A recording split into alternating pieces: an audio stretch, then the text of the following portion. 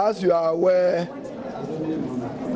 you are witnesses to the conduct of the Speaker, Professor Michael Quay, on the closing day for this meeting. He walked in without deference to the leadership of the House. He read his riot act as a constitutional dictator. We have sworn to uphold the rule of law, to uphold the Constitution of Ghana, and to work with the standing orders of the Parliament of Ghana. What he has done, let anybody, what he has done,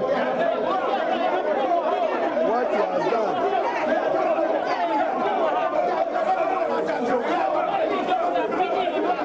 what he has done,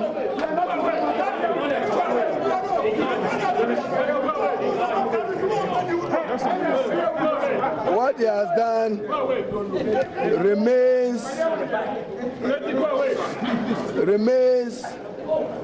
the gravest ever threat to parliamentary democracy in Ghana and an assault on the minority in parliament. He simply doesn't respect due process. He simply doesn't respect the rule of law. He simply doesn't even appreciate and respect the mace as the symbol of authority. You noted that as he walked out, we in the minority sat through, because by way of suspension, he needn't carry the mace along with him. Our disappointment in the mace leaving the chamber is why we quietly sat. That is why we all bow to the mace. It is a symbol of authority.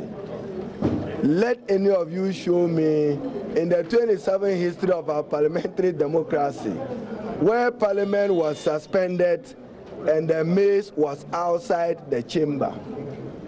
But I'm not surprised. It appears that this was planned and discussed, probably with the majority leader, because they just cannot accept the reality. Why call us for an emergency when the Minister for Finance all this period have failed to come to Parliament to ask for an expenditure approval on how he intends to spend the $100 million so demanded and so approved? Why has the Minister for Finance failed to come back to Parliament for the additional $119 million capped to be spent with expenditure attached to it? That in all brings it to a maximum of $219 million. So probably they don't want the minority to ask questions. If you came on Monday, 30th March, and said, I will be back, and the President addressed the nation on a Sunday and said the Minister for Finance will come to Parliament, he came thinking that in his naivety, he could just come and make a statement and walk away and go and start spending. We are a serious minority. And we respect the tenets of Article 179, 8, and 9 of the 1992 Constitution. Yesterday, you saw their fruitless efforts in quoting Article 1771 and leaving out the 2. Any student of constitutional law knows basic that you construe as a whole. You don't read Article 1771 in isolation of 1772, because he has no supplementary estimates to present to the Parliament of Ghana. That is what 1772 imposes on the Minister for Finance. For 2019, you can look at the appendix, zero allocation to contingency fund, 2020 zero allocation to contingency fund. Under President John Dramani Mahama, we created what we call buffers. And one of those buffers included the sinking fund, the contingency fund, and the Ghana Infrastructure Fund. And indeed, this 390 million saved in the stabilization fund is a John Mahama legacy. What interests have accrued to it, we demand to know. If you have 390 million since John Mahama left office, we don't even know what interests have accrued to that amount. So they have more money than even to be looking at the Heritage Fund. So we are not surprised that they have eaten a humble pie in respect of the Heritage Fund. I'm sure somebody have reminded them that they will require 2/3 majority even to get that change, per the provisions of the Petroleum Revenue Management Act, Act 815. So, ladies and gentlemen of the press, the conduct of the Speaker, not just today, you were there when we adopted the business statement. Did the majority leader come by a motion, as he said? We adopted the business statement. It said the House will adjourn sine die today. Have there been a motion to change what was adopted? So, Professor Mike Okwe, I'm sorry, his birthday, he has become a walking illegality and a threat to parliamentary democracy in Ghana. I'll remind him that he is not the House. It is not for nothing that the standing orders in Order 42 provides that he shall consult the House, not even leaders, the House. Speakers, are they members of Parliament? So they are not part of the House. But you can see, my worst disappointment is this is when he needs to carry us together. And therefore, I find his conduct profoundly disappointing. Very, very disappointing. At this material time, and any of you who they have sought to deceive, you know the cooperation we've given them on the floor. On Saturdays, when it's necessary, we'll come. Mondays, we have dedicated it to work. We close at 10 p.m. We have dedicated it to work. Now the final matter. He says the minority have not been coming for conclave. Where in the standing orders is conclave provided for? But at least confidences so that we respect, there's mutual respect. I wrote a letter to him on COVID-19, giving my opinion. He declined knowledge of it, when in fact, and by all record, it was received in his office. On Friday.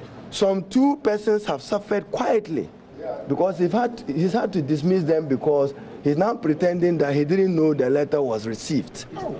But in his dispatch, including the Honorable Majority Leader's dispatch, they all received it. Courtesy to Minority Leader, he could have called and said, Haruna, I have received your letter or I have not received it. He chose your Public Affairs Directorate to run riot with my hard-built reputation and character. I would only lie to save a marriage.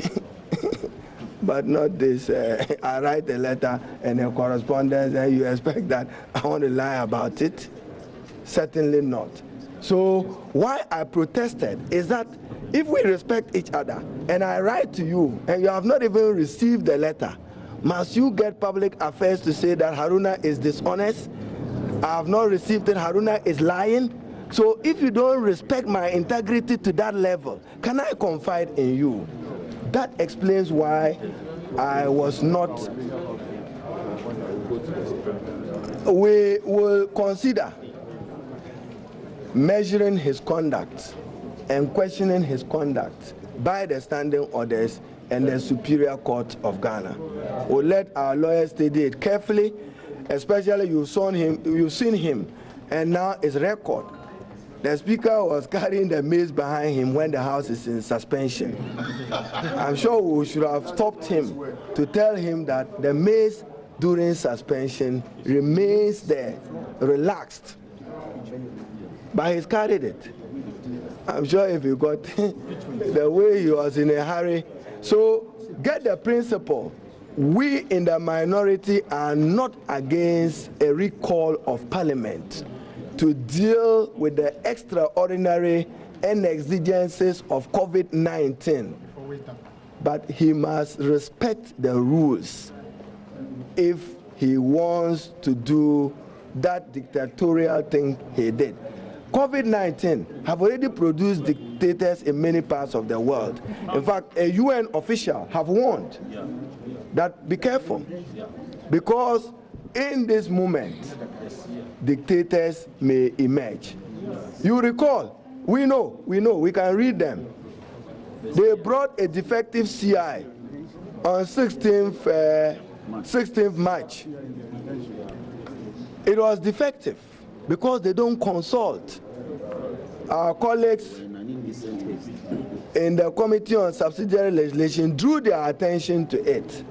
He withdrew it, relayed it, came back with another defective instrument to amend CI 91.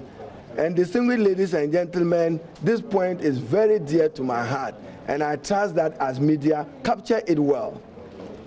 The birth certificate, which is a requirement to get a passport, the birth certificate, which is a requirement for a national ID card by the National Identification Authority, is missing, removed, and lost as a basic requirement to register to vote under Article 42 of the 1992 Constitution.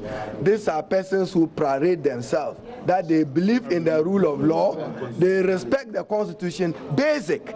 To do a passport, you need birth certificate. To do national ID card, you need birth certificate. The birth certificate have been removed from the CI they are seeking to amend. God save us from Nana Adudankwe's Ghana. Thank you very much.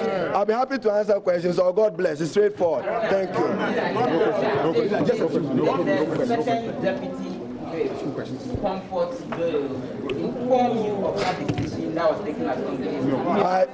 I trust that I'm ultimately responsible as minority leader. Thank you. Thank you.